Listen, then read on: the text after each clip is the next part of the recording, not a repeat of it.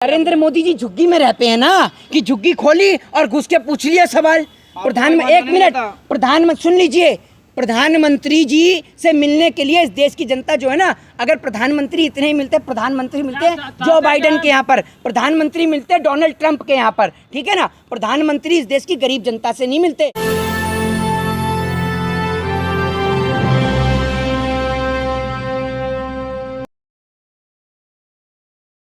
देखिए, सबसे पहली बात तो देश के अंदर देशभक्ति का पाठ जो है वो लोगों को याद दिलाया जाता है सिर्फ 15 अगस्त और 26 जनवरी के दिन। 15 अगस्त और 26 जनवरी के अवसर पर लोग अपने घरों पर तिरंगा झंडा लहराते हैं, आज़ादी की फिल्में देखते हैं, देश के क्रांतिवीरों को याद करते हैं, लेकिन उसके बाद सब लोग भूल जाते हैं। क्या देश के एक भी नौजवान ने या देश के एक भी नेता ने ये मांग करी अब तक कि जो देश के जो जवान हैं उनको शहीदों का दर्जा दिया जाए? ये बताइए, कितने नेताओं के मुंह से आपने ये बात सुनी होगी कि हम इस देश में राजगुरु, सुखदेव, भगत सिंह, तमाम फ्रीडम फाइटर्स हो गए, हम उनको शहीद का दर्जा देंगे, लेकिन आज तक उनको शहीद का दर्जा ही प्रदान नहीं हुआ। तो आज तक जिन्होंने इस देश की आज़ादी की लड़ाई लड़ी, जिन्होंने अपना सर्वोच्च न्यौछावर कर दिया, जिन्होंने अपना तन मन धन इस देश के खातिर, इस देश की आन बान शान और इस देश की आज़ादी के खातिर अपना सब कुछ न्यौछावर कर दिया, आप उनको बताइए आज तक आप उनको ये सबूत नहीं दे पाए, आप उनको शहीद का दर्जा नहीं दे पाए। तो क्या ये सरकारों की नाकामयाबी नहीं है?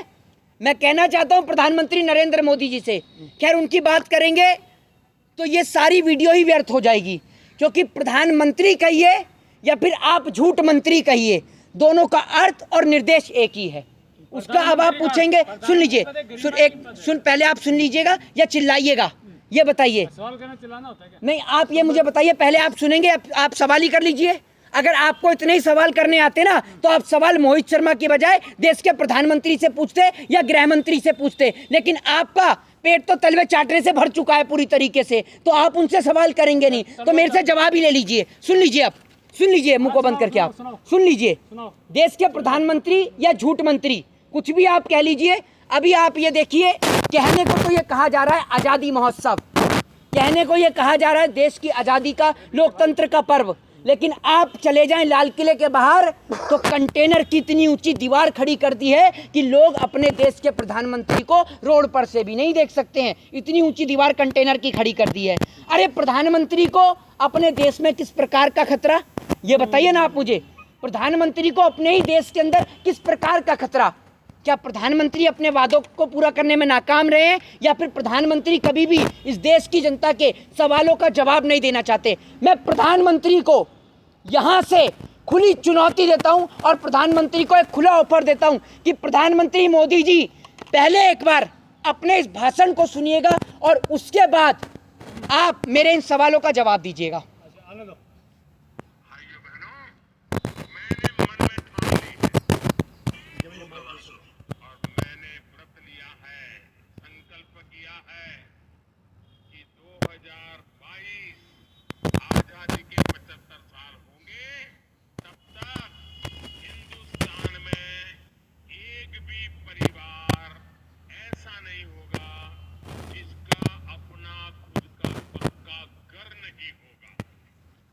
ये प्रधानमंत्री नरेंद्र मोदी जी का भाषण है। ये कोई ये आप समझिए, मैं कोई अपने मर्जी से, अपने मन से नहीं बोल रहा हूँ। ये बात देश के प्रधानमंत्री नरेंद्र दामोदर दास मोदी जी ने कही थी। और आप जो कह रहे थे, आप सुनिएगा, आपके लिए विशेष ये जवाब है। आपके लिए ये जवाब है कि आप कह रहे थे कि आप प्रधानमंत्री को झूठ मंत्री क्यों कह रहे हैं। मैंने प्रधानमंत्री को आप झूठ मंत्री कह रहे हैं, मैं मोदी जी को कह रहे हैं, मोदी जी को ही कह रहे हैं। अभी आप एक मेरी बात सुन लीजिए, प्रधानमंत्री पद की ही गरिमा है, इसीलिए नरेंद्र मोदी जैसे व्यक्ति प्रधानमंत्री की कुर्सी पर बैठे हैं। नहीं तो अभी तक अगर इस देश में रिकॉल की सुविधा होती तो कान पकड़ के कुर्सी से नीचे उतार दिया जाता। अब सवाल का जवाब सुनिए। ये बात देश के प्रधानमंत्री जी ने बोली कि देश की आज़ादी के 75वें अमृत महोत्सव पर मैं देश के प्रत्येक नागरिक के पास में अपना खुद का घर होगा।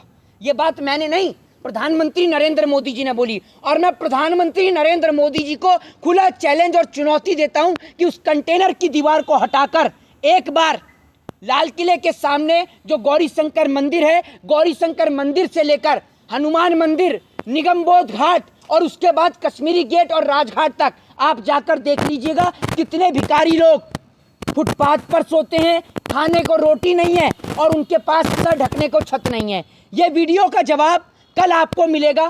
कल मैं एक वीडियो बनाकर आप सभी के सामने दिखाऊंगा, जिस वीडियो में मैं आप तमाम लोगों को दिखाऊंगा कि प्रधानमंत्री जी के वादे किस तरीके से झूठ और नाकाम रहे हैं। इस देश की जनता को छत मिला हो या ना मिली हो, इस देश की जनता को खाने को रोटी मिली हो या ना मिली हो, लेकिन अंबानी और अडानी की प्रॉपर्टी और संपत्ति में इजाफा होता आया था, होता है और होता रहेगा। क्योंकि जब जब इस देश के अंदर इस प्रधानमंत्री पद की कुर्सी पर नरेंद्र मोदी और अमित शाह जैसे लोग बैठेंगे, तब तब इस देश के अंदर धार्मिक दंगे होंगे, हिंदू मुसलमान और रिलीजन के नाम पर लोग आपस में लड़ेंगे। इस देश के अंदर बेरोजगारी बढ़ेगी, महंगाई बढ़ेगी और इस देश के अंदर का जो माहौल है वो खराब होगा। इस देश के अंदर जो सरकारी जो संस्थाएं हैं उनका इस्तेमाल किया जाता है सरकार को गिराने और बचाने के लिए। नेताओं की खरीद फरोख्त कर जगह जगह सरकार गिराने का काम किया जाता है, लोकतंत्र की धज्जियां उड़ाई जाती हैं। बाबा साहब भीमराव अंबेडकर ने इस देश को एक बेहतर और एक निष्पक्ष संविधान दिया जो देश के तमाम लोगों के लिए बना था। इस संविधान के तहत सभी को समान अधिकार दिए गए, सभी को फंडामेंटल राइट दिए गए, लेकिन नरेंद्र मोदी सरकार ने लोगों से उन फंडामेंटल राइट्स को, डेमोक्रेटिक देश जो इंडिया को कहा जाता था, ये तमाम अधिकार छीनने का काम किया। एक छोटी बच्ची, सुन लीजिए सर, सुन लीजिए, मुझे पता है कि आपके पेट में दर्द होता है मोदी जी के बारे में सुन के, लेकिन आप आज सुनने का कष्ट करिए। मैं अनुरोध करता हूँ आपसे, मैं अनुरोध करता हूँ आपसे। ये इतने खिलाफ क्यों बोलते हैं? पहली बात, एक मिनट, मैं अकेला देश में मोदी जी के खिलाफ बोल रहा हूँ। अभी तो मीडिया में तो आप ही छाए हुए हैं, मोदी जी के जो खिलाफ बोल रहे हैं। देखिए, मैं आपको बता दूं, सुन लीजिए, सुन लीजिए, ये कुछ इस प्रकार के लोग हैं जो सिर्फ मोदी जी के हाईलाइट होने की खबर दिखाते हैं और सवाल पूछने के बाद इनके चेहरे पर इतनी स्माइल होती है कि इन्होंने मोदी जी की प्रशंसा करके कितना बड़ा तीर मारा है। जाकर उस छोटी बच्ची से पूछिएगा जिसने नरेंद्र मोदी जी को लेटर लिखा है, क्या वो मोहित शर्मा ने लिखवाया लेटर? इस सवाल का जवाब मैं पूछना चाहता हूँ पत्रकार से, दीजिए। अरे आप मुझे ये बताइए, वो जो 5 साल की जो लड़की है, ठीक है ना, जो 5 साल की 6 साल की जो लड़की है, उसने जो प्रधानमंत्री मोदी जी को जो जीएसटी लगी है पेंसिल के ऊपर, रबड़ के ऊपर, शॉर्पनर के ऊपर, कह दीजिए वो भी मोहित शर्मा ने लिखवाया था लेटर प्रधानमंत्री जी को? दे दीजिए ना जवाब। बोलने में पैसा थोड़ी लगता है, बोलने का कोई टैक्स और जीएसटी नहीं है। दीजिए ना सर जवाब। देंगे आप उस छोटी बच्ची का जवाब? देंगे आप में से कोई जवाब? अभी तो बहुत बोल रहे थे चिल्ला चिल्ला के, आप कोई जवाब नहीं है किसी पे। तो आप कह रहे हैं ना, क्या लगता है जो टैक्स है वो गलत है? हैं? टैक्स जो लगाया है वो गलत लगाया है। ये उस छोटी सी बच्ची को ये समझ में आ गया कि शिक्षा के ऊपर टैक्स लग गया। वो बच्ची जो भी पढ़ रही है, लेकिन ये पढ़ लिखने के बाद हाथ में गुलामी भरा माइक लेकर आज तक नहीं समझ पाए कि टैक्स से इस देश को कितना फायदा हो रहा है और कितना नुकसान। टैक्स लगना चाहिए, बिल्कुल लगना चाहिए। टैक्स जब लगता है तभी तो देश की सरकारी संपत्ति बनाया जाता है, बेहतर बनाया जाता है। ये जो आपको सुविधाएं मिलती हैं नेताओं को, ये हमारे टैक्स के पैसे से ही मिलती हैं, वरना इस देश के नेता एक नंबर के कंगले नेता हैं। अगर हम लोग टैक्स देना बंद कर देना तो नेताओं के पास अपनी चलने की गाड़ी ना रहे, ठीक है ना। पेंशन भत्ता तो बहुत दूर की चीज है, नेताओं के पास चलने को गाड़ी ना रहे, ठीक है। क्योंकि आप और हम जो अपना टैक्स पे करते हैं उससे नेताओं को वेतन भत्ता और पेंशन मिलती है। तो टैक्स बिल्कुल लगना चाहिए, टैक्स देना चाहिए। सुन लीजिए, एक मिनट रुक जाइए। टैक्स बिल्कुल लगना चाहिए, टैक्स आपको लेना चाहिए, लेकिन क्या शिक्षा के ऊपर और शिक्षा से संबंधित चीजों के ऊपर टैक्स लगना जायज है? क्या इस देश के अंदर रोटी के ऊपर टैक्स लगना जायज है? मैं आपसे एक सवाल पूछता हूं। इस देश के अंदर राइट टू एजुकेशन हर एक व्यक्ति का एक फंडामेंटल राइट है, लेकिन एक वो व्यक्ति जो सुन लीजिए, एक मिनट रुक जाइए, जाकर संविधान को पढ़ के आइए, ठीक है ना। आपको पत्रकारिता के बारे में भी पता नहीं होगा और वहां पर फोन पे बात करने से अच्छा यहाँ सामने आकर पूछिए। देश कम से कम आप जैसे पत्रकारों का चेहरा तो देखे कि किस तरीके का आपका चेहरा है। सरकार की गुलामी करने वाले चेहरे छिपका के ऐसे दुपक जाते हैं, ठीक है ना। तो राइट टू एजुकेशन इस देश के अंदर लोगों का एक फंडामेंटल राइट है। राइट टू एजुकेशन का अधिकार कोई नहीं छीन सकता। इस देश के अंदर कुछ राइट्स हैं जो फंडामेंटल राइट्स हैं जो आपको और हमें प्रदान किए गए हैं, ठीक है ना। तो आप ये मुझे बताइए, जो शिक्षा का जो अधिकार है, वो शिक्षा का अधिकार जो है आज सरकार ने एकमात्र माध्यम से सिर्फ अमीर वर्ग के लिए निश्चित कर दिया है। वो इसलिए कि शिक्षा इतनी महंगी कर दी कि जब आप गाड़ी लेने जाते हैं तो आपको गाड़ी के लिए कम टैक्स पे करना पड़ता है, लेकिन वहीं अगर आप एजुकेशन के लिए लोन लेते हैं तो आपको ज़्यादा टैक्स पे करना पड़ता है। तो आप सोच लीजिए, लोग गाड़ी खरीदें, या बेहतर शिक्षा लें। इस देश के अंदर 500 रुपये रिक्शा चलाकर मजदूरी कर कर कमाने वाला व्यक्ति अपने बच्चों को कैसे पढ़ाए? क्योंकि आप एक बात मुझे बताइए, एक चीज़ कही जाती है ब्रांडेड और नॉन ब्रांडेड चीज़ों के ऊपर जीएसटी लगी हुई है, जितनी भी ब्रांडेड चीज़ें उनके ऊपर जीएसटी है। आप मुझे ये बताइए, जो छोटी बच्ची ने प्रधानमंत्री को लेटर लिखा है, आप किसी भी स्टेशनरी शॉप पर चले जाइए और वहाँ जाकर पूछिए कि क्या आपको नॉन ब्रांडेड शॉर्पनर मिल सकता है आपकी शॉप पर, क्या आपको नॉन ब्रांडेड रजिस्टर मिल सकता है, क्या आपको नॉन ब्रांडेड जो है वो पेंसिल मिल सकती है? इस सवाल का जवाब आप मुझे दीजिएगा और फिर मुझे आप बताइएगा। देश के अंदर नफरत फैलाने से कुछ नहीं होगा, ठीक है ना? मोहित शर्मा फैला रहे हैं। देश के अंदर वो अभी आपके जितने भी दर्शक हैं, मैं आपसे अनुरोध करता हूं, कृपया कर इन पत्रकार का जवाब अपने कमेंट बॉक्स में दीजिएगा। ये कह रहे हैं मोहित शर्मा नफरत फैला रहे हैं। मैंने कोई हिंदू मुसलमान की बात नहीं करी, मैंने कोई नफरत की बात नहीं करी, मैंने अपने देश के प्रधानमंत्री से सवाल पूछा, लेकिन इनको ऐसे दर्द और तकलीफ हो गई जैसे मोदी जी से सवाल ना करके मैंने इनके पिताजी से सवाल कर लिया हो। भैया कैमरे में आके सवाल पूछ रहे हैं, डायरेक्ट मोदी जी से जाके सवाल क्यों नहीं पूछते? आपने कभी डायरेक्ट मोदी जी के पास गए हो?